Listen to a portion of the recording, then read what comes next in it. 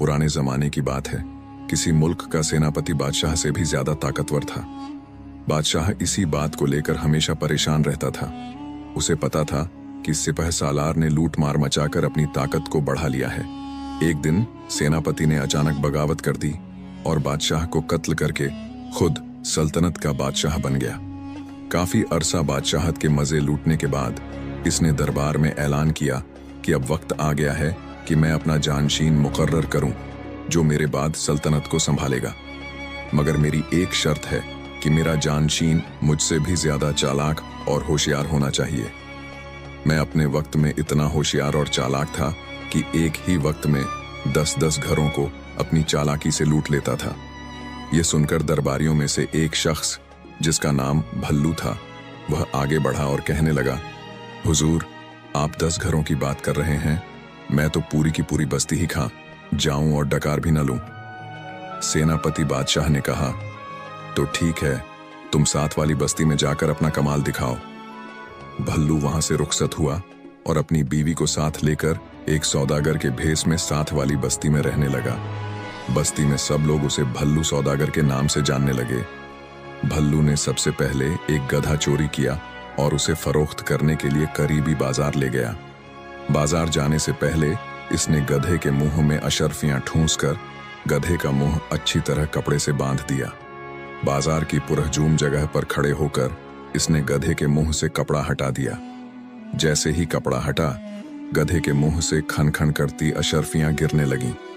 खन खन की आवाज सुनकर लोग इसकी तरफ देखने लगे और हैरान होकर आपस में बातचीत करने लगे कि क्या खूब गधा है, मुंह से अशर्फियां निकल रही हैं और वह भी सोने की। आखिर बेसब्र होकर लोगों ने भल्लू से पूछा, यह क्या माजरा है? भल्लू ने कहा, यह एक अजीबो गरीब गधा है। मैं जब भी उदास होता हूं तो दिन में एक बार इसके मुंह से अशर्फियां निकलती हैं।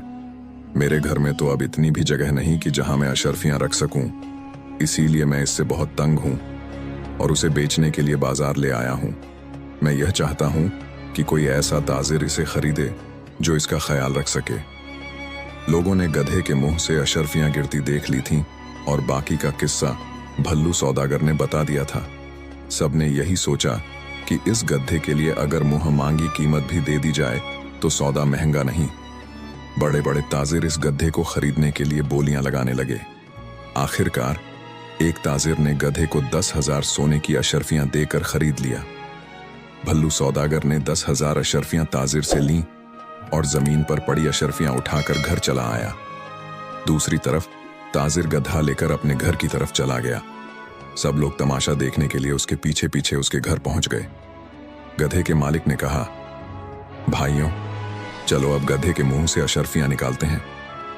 चुनांचे गधे का मालिक और बाकी लोग उदास शक्ल बनाकर गधे के इर्द गिर्द जमा हो गए। काफी देर इंतजार करने के बाद जब गधे के मुंह से अशर्फियां न निकलीं तो वे सचमुच परेशान हो गए। इस दौरान गधा अशर्फियां देने के बजाय चारा ही खाता रहा। आखिरकार एक अक्लमंद शख्स वहां से गुजरा।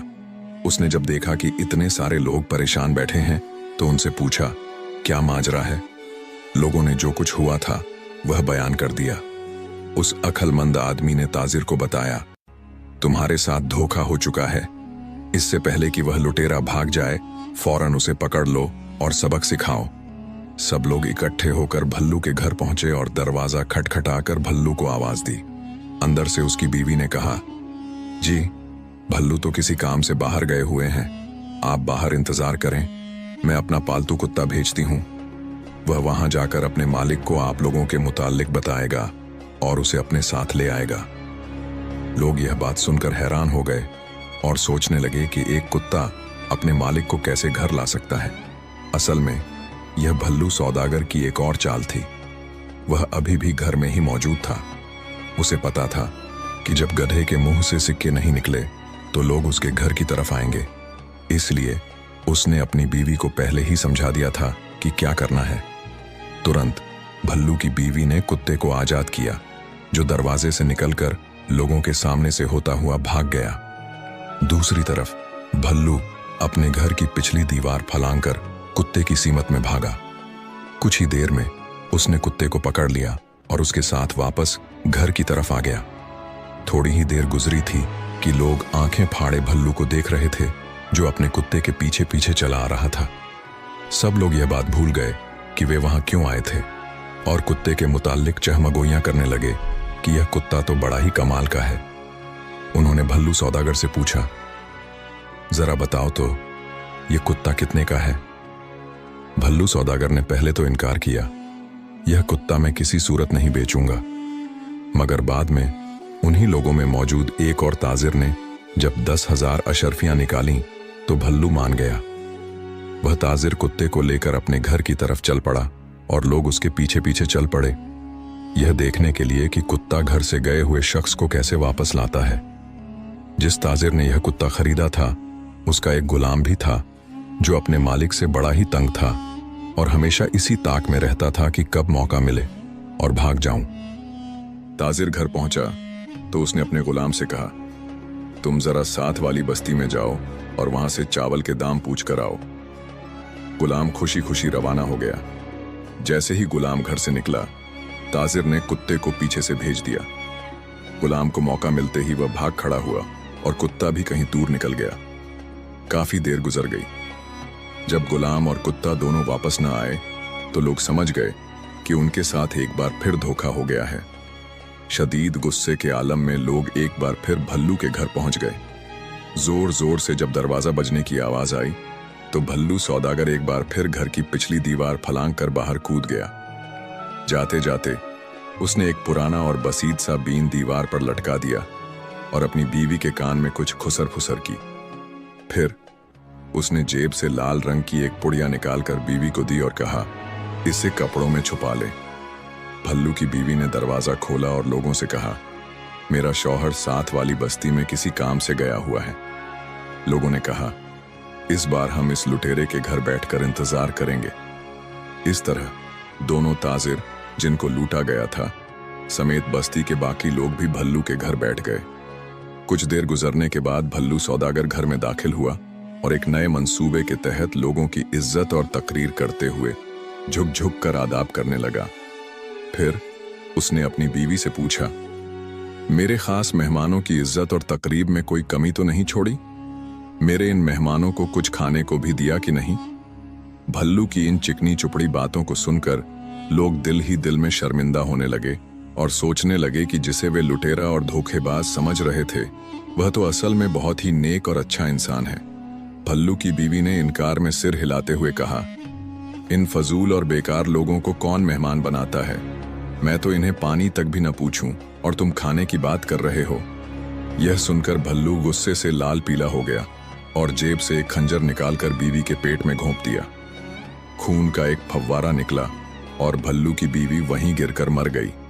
यह देखकर वहां बैठे लोग भल्लू पर लानत भेजने लगे और कहने लगे, तुमने इतनी सी बात पर अपनी बीवी को कत्ल कर दिया।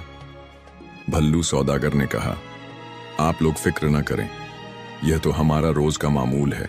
मैं अक्सर गुस्से में आकर अपनी बीवी को कत्ल कर देता हूं और दोबारा इस बीन की मदद से उसे जिंदा भी कर देता हूं। उसने दीवार पर लटकी हुई बसीद बीन की तरफ इशारा करते हुए कहा।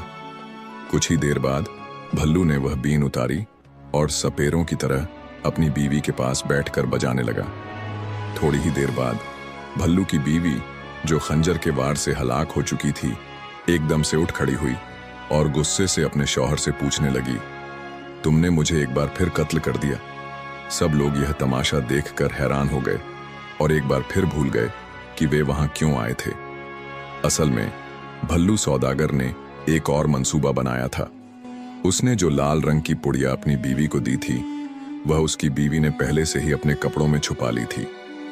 भल्लू के पास एक खंजर था जिसके अंदर स्प्रिंग लगा हुआ था। वार करने की सूरत में खंजर की फल दस्ते के अंदर चली जाती थी। यूं जिस पर इस खंजर से वार किया जाता था उसे कोई नुकसान नहीं होता था और हकीकत में भल्लू की बीवी मरी नहीं, बल्कि जैसे ही भल्लू ने अपनी बीवी पर वार किया था इसने उस सुर्ख रंग की थैली को फोड़ दिया जिसे लोग समझ बैठे। इतने में लोग इस बीन के बारे में भल्लू से पूछने लगे। भल्लू सौदागर ने कहा कि यह बीन मेरे दादा की मीरास है, मैं किसी कीमत पर इसे फरोख्त नहीं करूंगा। एक और ताजिर आगे बढ़ा और 10,000 अशर्फियां देकर भल्लू से वो बीन खरीद लिया। इसके बाद लोग अपने अपने घरों को चले गए। जिस ताजिर ने वो बीन खरीदा था वह अपनी बीवी से बहुत ही तंग था, क्योंकि उसकी बीवी आए दिन उससे झगड़ा करती थी। इसने सोचा कि आज अगर मेरी बीवी ने झगड़ा किया तो उसे मार दूंगा और अगले दिन दोबारा जिंदा कर दूंगा। जैसे ही ताजिर घर पहुंचा तो उसकी बीवी ने हंसबे मामूल झगड़ा करना शुरू कर दिया। ताजिर ने जेब से खंजर निकाला और अपनी बीवी के पेट में घुसे दिया। ताजिर की बीवी वहीं पर ढेर हो गई। सुबह उठकर ताजिर ने सोचा कि चलो अब बीवी को जिंदा किया जाए। इसने बीन लिया और बीवी के पास बैठकर उसे बजाने लगा, मगर बीवी जिंदा न हुई। काफी देर गुजर गई। वह बीन बजाते बजाते थक गया, मगर बीवी न उठी। आहिस्ता आहिस्ता उसे यह एहसास होने लगा कि वह कितनी बड़ी बेवकूफ़ी कर बैठा है। वह मुंह लटकाए घर से बाहर निकला तो लोग उसकी तरफ बढ़े। वे पूछना चाहते थे कि आखिर बीन ने क्या कमाल दिखाया। इसने लोगों के इसरार करने पर रात को जो कुछ भी हुआ था बता दिया और कहा कि इस लुटेरे की वजह से मेरी बीवी मर गई। इस बार लोग गुस्से की इंतहा में थे। उन्होंने कहा कि इस बार कुछ भी देखे सुने बिना इस लुटेरे भल्लू को एक बोरी में बांध करके समुंदर में फेंक देना है। सब लोगों ने इस बात पर इत्तेफाक किया। एक बार फिर सब लोग इकट्ठे होकर भल्लू सौदागर के घर पहुंचे और इस बार उसे भागने का मौका न दिया। लोगों ने उसके हाथ पांव बांधकर बड़ी सी बोरी में डाला और समुंदर की तरफ चल पड़े। समुंदर वहां से काफी दूर था। वे सब लोग बारी बारी बोरी में बंद भल्लू को उठा उठाकर थक गए। अभी समुंदर कुछ फासले पर ही था कि उन्होंने सोचा कि कुछ देर रुककर आराम कर लिया जाए। चुनांचे एक एक दरख्त के नीचे सब आराम करने के लिए लेट गए। थकान की वजह से कुछ ही देर में सब लोग नींद की आगोश में चले गए। बोरी में बंधा भल्लू भूख और प्यास से बदहाल होकर चीखना और चिल्लाना शुरू कर दिया, मगर उनमें से कोई भी न जागा। इसी दौरान एक चरवाहा अपनी 100 भेड़ों के साथ वहां से गुजरा। उसने देखा कि लोगों का एक जम्मे गफीर गफलत की नींद सो रहा है और इसके पास मौजूद बोरी में बंधा कोई शख्स चिल्ला रहा है। चरवाहे ने अपनी भेड़ों को एक तरफ चरने के लिए छोड़ दिया और बोरी खोलकर भल्लू सौदागर को पानी पिलाया। उसने पूछा, तुम कौन हो और यह इर्द गिर्द सोए हुए लोग कौन हैं और तुम इस बोरी में क्यों बंधे हो? भल्लू सौदागर ने जवाब दिया, ये जितने भी लोग सो रहे हैं ये मेरे खानदान के लोग हैं और मेरी शादी जबरदस्ती समुंदर पार शहजादी से करवाना चाहते हैं, मगर मुझे माल और दौलत की जरा भी लालच नहीं। मैं अपने चचा की लड़की से शादी करना चाहता हूं, इसलिए मैं इस शादी से राजी नहीं हूं। जब मैंने इनकार किया तो उन्होंने मुझे बोरी में बंद कर दिया और इसी हालत में मेरी शादी समुंदर पार इस शहजादी से करना चाहते हैं। चरवाहा भल्लू की बातें सुनकर मुतासिर हो गया और पूछने लगा कि बताओ, क्या मैं तुम्हारे किसी काम आ सकता हूं? भल्लू सौदागर झट से बोला, क्यों नहीं, तुम मेरी जगह इस बोरी में आ जाओ और जब शहजादी के पास ये बोरी पहुंचेगी तो इसकी शादी तुमसे हो जाएगी और तुम अकेले इस सल्तनत के मालिक बन जाओगे। चरवाहा यह सुनकर बहुत खुश हुआ और झट से छलांग लगाकर बोरी में जा बैठा। भल्लू ने बोरी का मुंह बंद किया, चरवाहे की तमाम भेड़ें लीं और वहां से रफू चक्कर हो गया। जब वे लोग नींद से बेदार हुए तो उन्होंने बोरी में बंद चरवाहे को समुंदर में फेंक दिया और घरों को वापस लौट गए। अगले दिन उन्होंने देखा कि भल्लू सौदागर के घर के बाहर 100 भेड़ें बंधी हुई हैं। वे लोग भल्लू के घर गए तो उन्हें अपनी आंखों पर यकीन नहीं आ रहा था। जिसे उन्होंने बोरी में बंद करके समुंदर के हवाले कर दिया था, वह अपनी बीवी के साथ हंस हंस कर गप्पे लगा रहा था। उन्होंने भल्लू से पूछा, हमने तो तुम्हें समंदर में फेंक दिया था, मगर तुम तो सही सलामत घर में मौजूद हो, बल्कि अपने साथ 100 भेड़ें भी ले आए हो। आखिर यह माजरा क्या है? भल्लू सौदागर कहने लगा, जब तुम लोगों ने मुझे समंदर में फेंका तो एक जलपरी ने मुझे बचा लिया। वह मुझे देखते ही मुझ पर फिदा हो गई और अपने साथ समंदर के नीचे महल में ले गई। उसने मुझे शादी की पेशकश की तो मैंने यह कहकर इनकार कर दिया कि मैं तो पहले से ही शादीशुदा हूं और अपने घर वापस जाना चाहता हूं। तब उस जलपरी ने मुझे वापस आने की इजाजत दे दी और मुझे 100 भेड़ें तोहफे में दे दी। जाते हुए उसने मुझसे यह कहा कि जो कोई भी यहाँ जलपरियों से शादी करना चाहता है और यहाँ जिंदगी बसर करना चाहता है, उसे यहाँ बोरी में बांध कर ले आना। यकीन मानो, जो भी हमसे शादी करेगा और यहाँ जिंदगी बसर करेगा, उसकी जिंदगी ऐश में गुजरेगी। ये बात सुनकर वहां मौजूद हर शख्स कहने लगा, मैं वहां जाना चाहता हूं। भल्लू ने कहा, तुम लोग बहुत थोड़े हो, अगर इस बस्ती के सब अफराद भी वहां चले जाएं तो भी कम हैं। उन्होंने कहा, कल हम सब लोग बस्ती के हर फर्द को जाने पर राजी कर लेंगे। भल्लू सौदागर ने कहा, ठीक है, कल सुबह के वक्त हर कोई एक बोरी और एक रस्सी लेकर समुंदर के पास पहुंच जाए और वहां पहुंचकर हर शख्स एक दूसरे को बोरी में बंद करने में मदद करे।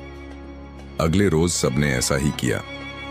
लालच में अंधे होकर गांव के कई लोग तैयार हो गए। एक एक करके उन्होंने खुद को बोरियों में बंद कराया और बाकी बचे हुए लोगों ने बिना सोचे समझे उन्हें उठाकर समुंदर में फेंक दिया। भल्लू सौदागर ने एक गहरी सांस ली, अपने झुंड की तरफ देखा और मुस्कुराते हुए वहां से चलता बना और अपनी बीवी के साथ वापस बस्ती में पहुंच गया। वे दोनों बारी बारी बस्ती के हर घर में दाखिल हुए और बस्ती के तमाम घरों का कीमती सामान लूट लिया। भल्लू ने एक घर से एक छकड़ा निकाला और सारा लूटा हुआ सामान छकड़े पर रखकर अपनी बीवी के साथ इस बस्ती से रफू चक्कर हो गया। फिर वह सीधा सिपहसालार बादशाह के पास पहुंचा। सिपहसालार बादशाह भल्लू को देखकर बहुत ही खुश हुआ और यूं एक बार फिर लालची लोगों के मुल्क पर भल्लू लुटेरे जैसा शख्स जानशीन मुकर्रर हो गया। दोस्तों, यदि वीडियो पसंद आई हो तो वीडियो को लाइक और चैनल को सब्सक्राइब जरूर करना ताकि इसी प्रकार की वीडियो और देख सको।